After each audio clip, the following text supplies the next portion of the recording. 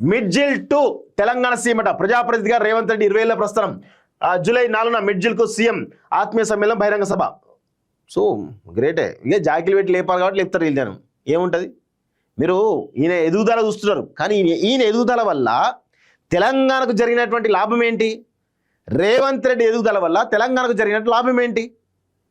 మొత్తం తెలంగాణ కంప్లీట్గా ఆయన ఒక్కడే ఎదిగితే అయిపోయిందా? తెలంగాణ ఎదగొద్దా? తెలంగాణ సమాజానికి మంచి జరగద్దా? జరగట్లే. ఇది పరిస్థితి. సో 1000 మైళ్ళ ప్రయాణమైన ఒక్క అడుగుతూనే మొదలవుతుంది.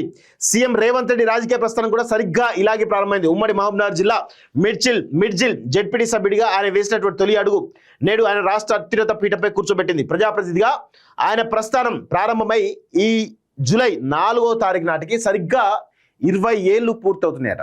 సో 100% ఈయన జర్నీని అప్రిషియేట్ చేయాల్సిందే. కానీ ఈయన వల్ల తెలంగాణ సమాజానికి జరిగినటువంటి లాభం ఏంటి అనేది ఇక్కడ మనం ఆలోచించాల్సిన అవసరం అయితే ఉంటుంది. ఒకటి. రెండోది, ఈ చారిత్రాత్మక మైలురాయిని పురస్కరించుకొని జూలై 4న సీఎం రేవంత్ రెడ్డి మిడ్జిల్లో పర్యటించనున్నారు. తన రాజకీయ జన్మభూమి అయినటువంటి మిడ్జిల్ ప్రజల సమక్షంలోనే ప్రజాప్రతినిధిగా 20వ పుట్టినరోజు జరుపుకోవాలని సీఎం నిర్ణయించారు. అప్పట్లో తన గెలుపును కృషి చేసినట్టు నాయకులు కార్యకర్తలతో ఆత్మీయ సమావేశం నిర్వహించినట్లు తెలుస్తుంది. అలాగే అక్కడ జరిగేటువంటి బహిరంగ సభలను పాల్గొన్నట్లు కాంగ్రెస్ పార్టీ వర్గాలు తెలిపాయి. ప్రజాప్రతినిధి నుంచి సీఎం పీఠం దాకా సాగినటువంటి తన ప్రస్థానానికి పునాదిగా నిలిచినటువంటి మిడ్జిల్ ప్రజలకు వరాలు ప్రకటించేటువంటి అవకాశం ఉన్నట్లు తెలుస్తోంది. సో తప్పేమీ లేదు, వరాలు ప్రకటించవచ్చు. కానీ మీరు కేవలం కొడంగల్కి లేకపోతే మీకు ఎవరైతే అవకాశం ఇచ్చినటువంటి వాళ్ళకి మాత్రమే నిధులన్నీ కూడా పోతున్నాయి. కానీ గతంలో ఏమన్నాడు రేవంత్ రెడ్డి? నిధులన్నీ కూడా సిద్దిపేటకి పోయినాయి, నిధులన్నీ కూడా గజ్వేల్కి పోతున్నాయి, నిధులన్నీ సిరిసిల్లకి పోతున్నాయి, తెలంగాణలో ఉన్న మిగతా నియోజకవర్గం కావా అని చెప్పేసి రేవంత్ రెడ్డి అన్నాడు. మళ్ళీ ఇప్పుడు ఆయన ముఖ్యమంత్రి అయిన తర్వాత మొత్తం కొడంగల్కే ఎట్లా పడితే అట్లా నిధులు కొడంగల్కే పోతున్నాయి. ఇప్పుడు వచ్చి మళ్ళీ మిర్చికి ఇస్తారట. ఇస్తే అన్ని ప్రాంతాలను సమానంగా చూడాలి రేవంత్ రెడ్డి. ఒక్క నీ గురించి మాత్రం ఆలోచించకు, అన్ని ప్రాంతాల గురించి ఆలోచించు. విద్యార్థి దశలో ఏబీపీలో పనిచేసిన ప్రత్యక్ష రాజకీయాల్లో రేవంత్ రెడ్డి తొలి అడుగు స్వతంత్రంగానే పడింది. ఉమ్మడి రాష్ట్రంలో 2006 పరిషత్ ఎన్నికల్లో మిడ్జిల్ జెడ్పీటీ స్థానానికి స్వతంత్ర అభ్యర్థిగా పోటీ చేసి జూలై 4న విజయం సాధించారు. మరుసటి ఏడాదే 2007 మహబూబ్నగర్ స్థానిక సంస్థల ఎమ్మెల్సీ ఎన్నికలను స్వతంత్ర అభ్యర్థిగానే గెలిచి శాసన మండలిలో అడుగుపెట్టారు. అనంతరం టీడీపీలో చేరినటువంటి రేవంత్ రెడ్డి తన వాగ్దాడితో అనతి కాలంలోనే ఆ పార్టీలో కీలక నేతగా ఎదిగారు. కొడంగల్ నియోజకవర్గం నుంచి 2009, 2014 అసెంబ్లీ ఎన్నికల్లో టీడీపీ తరఫున ఎమ్మెల్యేగా విజయం సాధించారు. ఆ రాష్ట్ర విభజన తర్వాత తెలంగాణ టీడీపీ కార్యనిర్వాహక అధ్యక్షుడిగా బాధ్యతలు చేపట్టారు. అయితే తెలంగాణ శాసనసభలో టీడీఎల్పీ బీఆర్ఎస్ఎల్పీలో విలీనం కావడం, ఆ పార్టీ మనుగడ ప్రశ్నార్థం కావడంతో తన లక్ష్య సాధన కోసం కాంగ్రెస్ పార్టీలో చేరారు. అయితే టీడీపీపై తనకున్నటువంటి గౌరవాన్ని ప్రకటిస్తున్నాయి. తాను ఎందుకు కాంగ్రెస్ పార్టీలో చేరాల్సి వస్తుందో టీడీపీ అధినేత చంద్రబాబుకు సుదీర్ఘ లేఖ రాశారు. తద్వారా టీడీపీ మద్దతుదారులు తన పట్ల ఉన్నటువంటి అభిమానాన్ని పదిలపరుచుకోగలరు. తదనంతర కాలంలో తనదైనటువంటి వాగ్దాటి అధికార పార్టీపై రాజులేని పోరాటంతో తెలంగాణ కాంగ్రెస్ పార్టీలో తిరుగులేని జనాకర్షక నేతగా ఎదిగారు.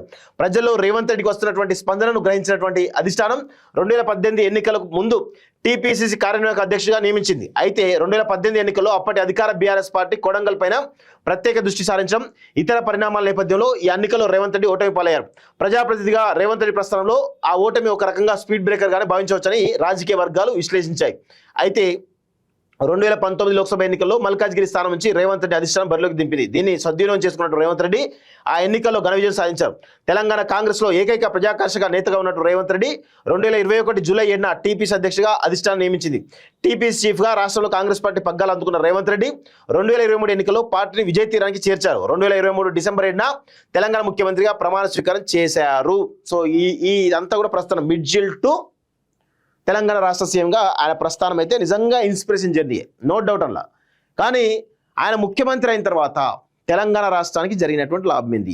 ఏ ఒక్క ఫ్లాగ్షిప్ ప్రోగ్రామ్ అయినా ఈరోజు రేవంత్ రెడ్డి ముఖ్యమంత్రి ఉంటే తీసుకొచ్చాడు. ఇప్పుడు వైఎస్ రాజశేఖర రెడ్డి ఆరోగ్యశ్రీ ఉంది, ఫీజు రింబర్స్మెంట్ ఉంది, రకరకాల పథకాలు ఉన్నాయి. చంద్రబాబు నాయుడు ఇక ఆయన జన్మభూమి కార్యక్రమం నుంచి మొదలుపెట్టుకుంటే రకరకాల పథకాలు ఉన్నాయి. తర్వాత కేసీఆర్ చెప్పుకుంటూ పోతే కేసీఆర్ రైతు బంధు నుంచి మొదలు పెట్టుకుంటే దళిత బంధు అని చెప్పేసి, లేకపోతే మిషన్ కాకతీయ, మిషన్ భగీరథ, కాళేశ్వరం, రకరకాల ప్రాజెక్టులు కేసీఆర్ పేరు చెప్తాయి. మరి రేవంత్ రెడ్డి ముఖ్యమంత్రిగా 5 సంవత్సరాలు కొనసాగితే ఏమొచ్చింది? ఏం ఫ్లాగ్షిప్ ఏం చెప్పుకోవాలి? వీళ్ళంతా కూడా రేవంత్ రెడ్డి ఏం చెప్పుకోవాలి? 100% ఏమీ లేదు, జీరో. తెలంగాణ రాష్ట్రం సర్వనాశనం కూడా తప్ప ఏమీ లేదు. మిర్చిలు పోయి గిజ్ చేస్తే ఏమని చెప్పుకుంటావు? మిర్చిలో నీ ముఖ్యమంత్రి అయినా తెలంగాణ మొత్తం రాష్ట్రాన్ని అడుగుసబెట్టినని చెప్పుకున్నావా? ఈరోజు రేవంత్ రెడ్డికి ఒకటే మాట, చంద్రబాబు నాయుడుకు సామంతరాజులాగా ఉంటూ ఈరోజు తెలంగాణ సర్వనాశనం చేస్తున్నావు. ఇది నీ యొక్క జర్నీలో ఇది ఒక పెద్ద మచ్చ. ఎస్, తెలంగాణ మొత్తాన్ని కూడా తాకట్టు పెడుతున్నావు ఆంధ్రప్రదేశ్కి. నీ హయాంలో ఇంతగానం జరుగుతూ ఉంటావు. ఒక్కటంటే ఒక మాట కూడా ఎవరు కూడా మాట్లాడే పరిస్థితి లేదు, ఒక చర్యలు తీసుకునే పరిస్థితులు. తెలంగాణ మీద గింత పెద్ద దాడులు జరుగుతూ ఉంటాయి. తెలంగాణ అస్తిత్వం మీద, తెలంగాణ ఆత్మగౌరవం మీద ఈరోజు ఇంత పెద్ద దాడులు జరుగుతూ ఉంటాయి. కనీసం మాట్లాడలేనటువంటి పరిస్థితిలో చర్యలు తీసుకునేటువంటి ఒక చావగాని చాతగాని దద్దమ్మలాగా ముఖ్యమంత్రిలాగా ఉండడం ఈరోజు తెలంగాణ చేసుకున్నటువంటి దౌర్భాగ్యం.